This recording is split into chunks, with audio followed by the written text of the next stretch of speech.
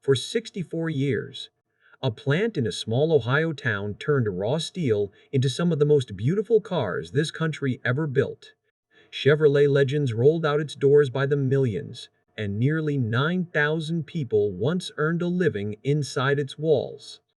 Then, on an August morning, the last car came down the line, the doors were locked, and a town that had defined itself by that factory was left with the silence. This is the story of how Chevrolet learned to build a car a man could be proud of, how it built the muscle that made the brand a legend, and how the company that ruled the road for 77 years let the lights go out. Tell me below if you ever worked a line like this. Here is the part that should sit wrong with anyone who ever loved a Chevrolet. The plant did not close because it could not build a good car. It closed in the middle of building one of the most beloved cars Chevrolet ever made. The Camaro was still rolling off that line, still selling, still wanted, when the order came down from above to shut it all off. So the question is not whether the people of Norwood, Ohio could still do the work. They could. The question is, why a company that had been the largest car maker on earth decided that the work itself, and the men who did it, were no longer worth keeping. Hold on to that question. The answer runs through a boardroom, not a factory floor. To understand what was lost, you have to go back to when it was won. It began in 1923, in Norwood, a working town wrapped inside the city of Cincinnati. On the 13th of August that year, the first car came off the new Chevrolet line, a Chevrolet Superior. The plant opened with about 600 workers and could turn out around 200 cars a day. That was a serious number for the time. Cincinnati was already a manufacturing town, full of men who knew how to work with their hands, and Norwood gave them something steady to build. A man could walk to that plant from his own front porch. He could put in his shift, draw a wage that kept a house and fed a family, and walk home again. The factory and the neighborhood grew up together, street by street, until you could not tell where one ended and the other began. In those early decades, building a car was still mostly a matter of human hands. Men stamped the body panels from flat sheet steel. Men hung the doors, set the glass, ran the wiring, and torqued the bolts. Each car carried the marks of the people who built it, and the people who built it took that personally, because their name was not on the fender, but their work was. A Chevrolet from that era was assembled from roughly 13,000 separate parts, every one of them placed by a worker who knew what came next down the line. It was slow, it was loud, and it was honest work. And it was honest in a way that reached far past the factory walls. In those years, a single Chevrolet wage was enough. One income could carry a mortgage, a car in the driveway, and a family that did not go without. The union the workers had fought to build made sure of it. A man on a General Motors line in the 1960s could raise children, own a home, and retire with a pension, all on the strength of one job. That was not charity. That was the bargain at the heart of the American century, and the men of Norwood held up their end of it every single shift. Watch how a car actually came together, and you understood why the work mattered. Two great streams of production ran side by side. On one moved the engine, the transmission, and the underbody. On the other came the finished body shell. Near the end of the line they were brought together in a moment the men called the marriage, when the body was lowered onto the frame and bolted down as a single machine. Then the new Chevrolet was driven through a wall of spraying water to test every seam, run on rollers to prove the engine and the controls, and only then sent out into the daylight. Thousands of separate tasks, most of them done by hand. Every one of them a place where a careful man could make the difference between a good car and a great one. Then came the car that changed everything, and it started with an engine. In 1955, Chevrolet introduced a new V8, a small block displacing 265 cubic inches. A team under an engineer named Ed Cole took it from drawings to production in about 15 weeks. which even now sounds impossible. It was lighter than the old six-cylinder, and it made far more power. It was, by almost any measure, the engine that remade Chevrolet. It turned a maker of plain, dependable family cars into a maker of cars that were quick and stylish and suddenly desirable. 1955 became the year the whole brand turned a corner. Record sales, a new image, a reputation for performance that Chevrolet would spend the next 2 decades earning over and over again.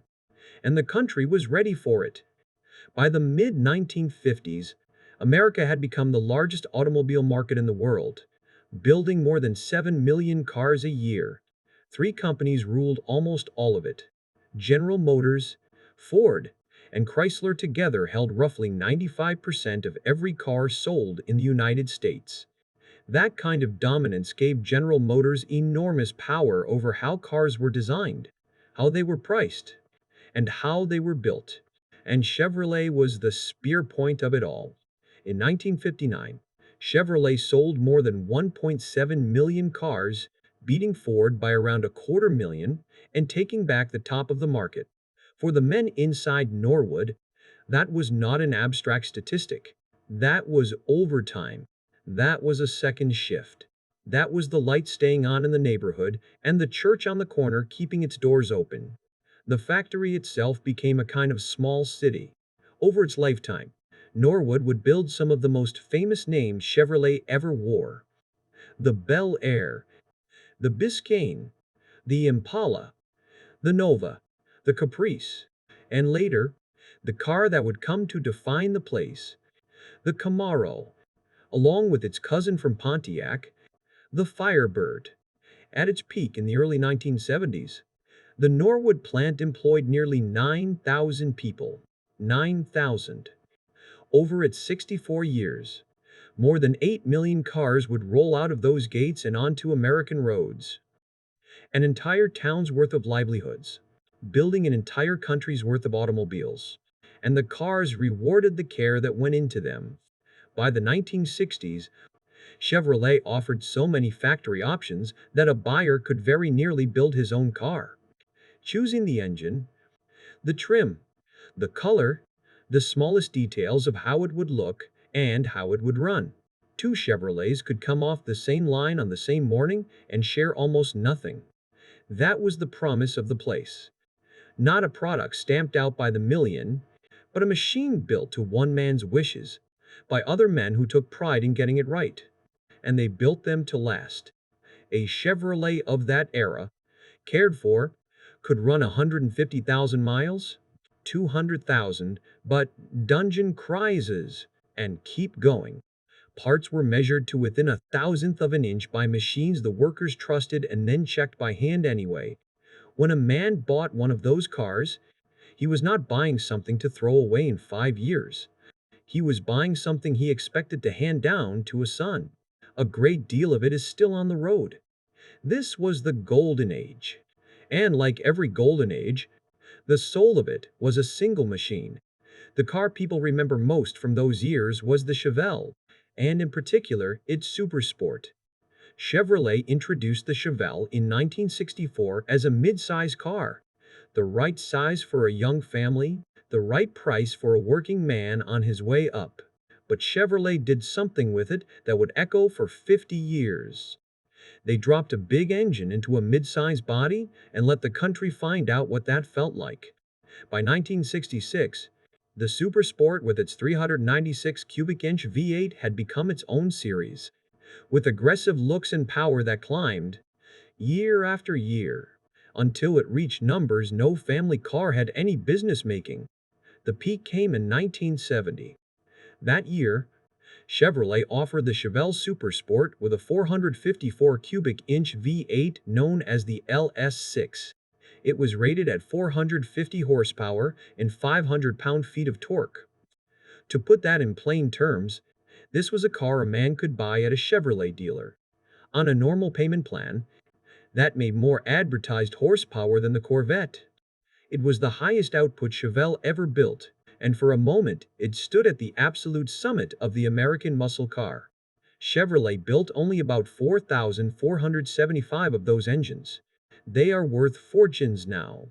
But in 1970, they were simply the loudest, hardest proof of what American workers and American engineers could do when nobody was telling them to hold back. For a few short years, a young man with a steady job could walk into a Chevrolet showroom and drive out in something genuinely ferocious. Not a rich man's exotic shipped in from across the sea, but an American car, built by American hands, sold at an American price. The Supersport badge meant exactly that. It was muscle for the working man, performance that did not ask you to be wealthy, only willing. That democracy of speed was perhaps the most American thing Chevrolet ever did, and it would not survive the decade. By the early 1970s, insurance costs, fuel shocks, and tightening rules were already closing the door on it. The cars grew slower. The badges stayed, but the fire behind them dimmed. Here is something the brochures never mentioned. A Chevelle Supersport did not roll out of Norwood. The Chevelle came from sister plants, places like Kansas City, Baltimore, Atlanta, and Fremont. Norwood had its own legends, the Camaro and the Nova. But that is the point worth sitting with. This was not one factory. This was a whole national network of them. Plant after plant, town after town, each one full of people building the cars that put America on wheels. The Chevelle Supersport was not the work of one place. It was the work of a country that still made things, and still believed the people who made them were worth paying well. There was a cost buried inside all that ambition, and for a long time only the biggest companies could pay it. Every year the cars were redesigned, restyled, made new, which meant the tooling and the lines had to be torn up and rebuilt every year as well. General Motors and Ford had the scale to absorb it. The smaller, independent makers did not, and one by one they fell away, names like Studebaker and Packard and Hudson fading out of the market they had helped create. For a while, that churn looked like pure strength. It was Chevrolet proving, every single autumn, that it could afford to reinvent itself when no one else could. But a machine that must be rebuilt every year is also a machine that is expensive to keep. And the men who would one day run the numbers would remember that. The belief that built all of this was already beginning to die. And the men who would kill it did not wear coveralls. The trouble did not announce itself. There was no single bad year. No one disaster you could point to. It came the way rust comes. Slowly, from the inside, in places no one was looking. Through the 1970s, the world the American car was built for began to change. Fuel prices spiked, twice, and buyers who had wanted big and loud suddenly wanted small and cheap. Foreign cars, lighter and better built, arrived in the driveways of people who had bought nothing but Chevrolets their whole lives. And the muscle that had defined the golden age, the very engines that made the Chevelle a legend, were strangled by new rules and rising costs until they were a shadow of what they had been. Ask the men who lived it why it happened, and you will not get one answer. You will get an argument, the same argument that still runs through every union hall and every comment section in the Midwest.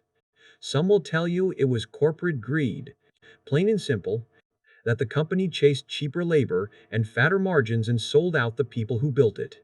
Others will tell you the unions had pushed wages and work rules so high that the company could no longer compete with cars coming in from across the ocean. Both sides are pointing at something real. The cost of an American car had climbed from every direction at once, and the cars arriving from Japan and Germany were cheaper and, by the end, often better made. The golden age had been built on a country with no serious rivals. By the 1980s, the rivals were everywhere, but a company with vision might still have answered that with better cars. General Motors answered it with a calculator. This is the turn that the men on the line saw coming and the men in the boardroom never understood. Slowly, The people who ran the company stopped being car people. The engineers, the designers, the men who had spent their lives obsessed with how a car felt at speed, found themselves answering to a different kind of executive. Finance men, the kind who looked at a factory and did not see craftsmanship or community or 60 years of accumulated skill. They saw a cost. They saw a line on a balance sheet that was too high, and they set about cutting it. The cars got cheaper, and not in a good way. Interiors that once felt solid began to feel hollow. The thing that had made Chevrolet worth wanting, the sense that someone cared how it was built, was being quietly subtracted, one decision at a time. You could see it on the street. By the early 1980s, a Chevrolet, a Pontiac, an Oldsmobile, and a Buick could pull up to the same traffic light looking like four copies of the same dull box, separated only by the badge on the grille. The brands that had once each meant something, each holding its own rung on the ladder a man climbed as he made his way up in life, were blurring into one another.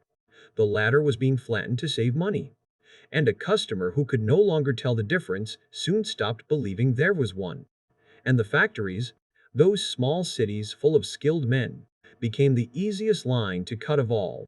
By the mid-1980s, General Motors was an empire under pressure, and it began to do what pressured empires do. It looked at its oldest plants, the ones with the highest wages and the longest memories, and it started to close them. Norwood was one of them. The plant had been building Chevrolet since 1923. It had survived the Depression, retooled for the war, and powered through the Golden Age.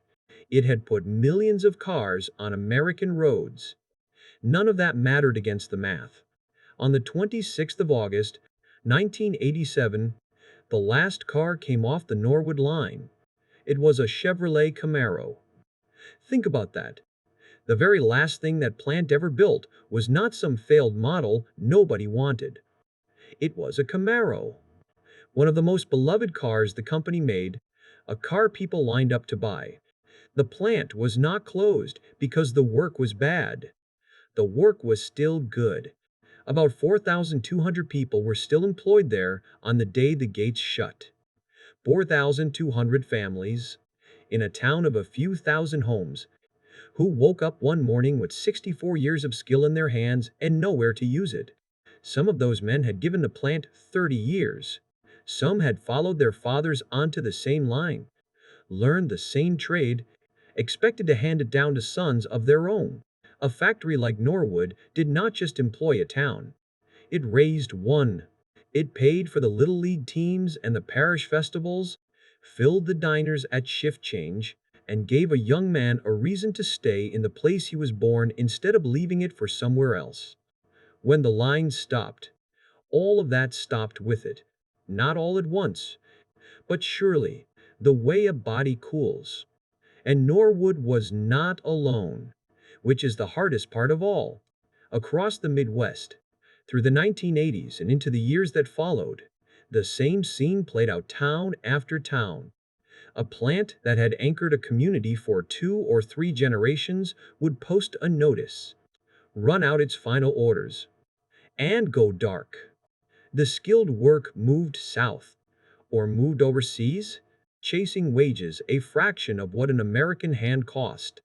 Each closing was reported as a line item, a restructuring, a difficult but necessary decision. Each one, on the ground, was a funeral that no one was allowed to call a funeral. There was no farewell edition. No last great car rolled into the light for the cameras. The line simply stopped.